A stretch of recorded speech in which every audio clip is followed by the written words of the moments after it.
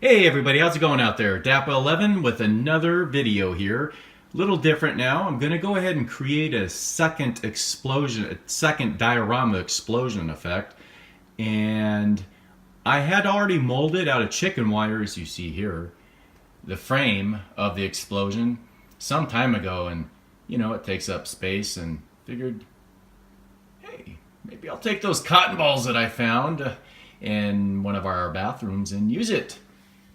My wife just left, so I think I'll put them to use because they're not being used. And let's go ahead and see what happens with these smaller cotton balls, because the first one that I made, the cotton balls were a little larger. And let's go with the smaller ones here, and I'll do a comparison and whatnot. To start off with, I would recommend, of course, get your chicken wire and molding what you're going to place your cotton balls into. So of course you're going to want your cotton balls, and you're going to need a glue gun here. This is a lower temperature glue gun. So I have it warming up right now. You're going to want about 5 minutes to warm up as the stick is in there. You can see that there's a stick in there right now. So I find myself having to push it through at times. So you want to wait at least 5 minutes for it all to warm up. It is going to get messy. There are the glue sticks. Gosh, those had those for 25 years. It's crazy. Can put them to use. All right. Well, let's go ahead and see what's going on, and I'll start getting to work. Okay, so I've depleted my source bag of cotton balls. It was a bag of 100. I can't see us having used more than 5. So what I did here is I had this. I don't even recall where I had this, but I've been sitting on it for a while because I figured that I would at one point in time turn it into a smoke effect. And well, I just went ahead and kind of stuffed it in there. Oh, so you can see the glue is, oops, accidentally dried on there. So gosh, now it's attached to my hand. Evidently hasn't cured. But anyways, just wanted to show you that that part is done. That I will use this to cover up that hole. I could have used an extra 5, if that. But anyways, we'll see how it turns out. Now, the next step. Oh, and I went through 2.5 sticks of glue.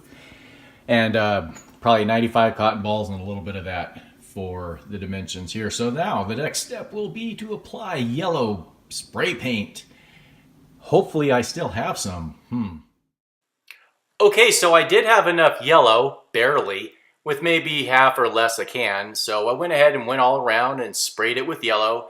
And here it is. It was messy, but hey, got the job done. Luckily, I had plenty of orange left.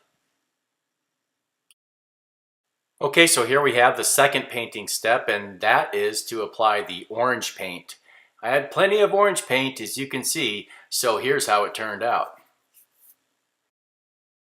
So now for part 3 of the painting process, I went ahead and took a bungee cord, hung it upside down so I could get the bottom of it, and just went ahead and sprayed it with red pepper red, which is the only red I had. It was sufficient enough. And the reason why I hung it down like this is so that way that when it dries, the bottom won't get attached to the cardboard or whatever that you're spraying it on, but it worked out.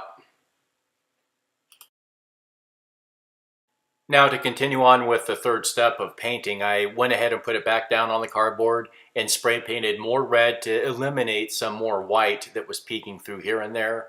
And here's how it turned out. Now for the final phase of painting, you just go ahead and stay about 8 to 12 inches away and just spray a little bit of black here and there. You do not want to cover it all.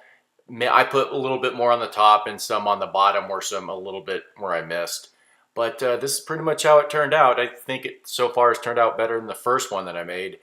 And of course, with the second one, or I should say, with the second picture here, you can go ahead and see the different paint colors that I used.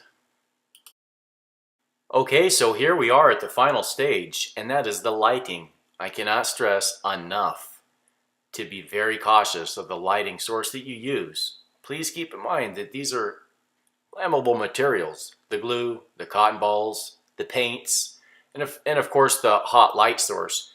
Do not keep any light source on for a prolonged period of time. There are these little tiny lights that are that you could purchase at a dollar store. they mimic a candle look, and some of them flicker.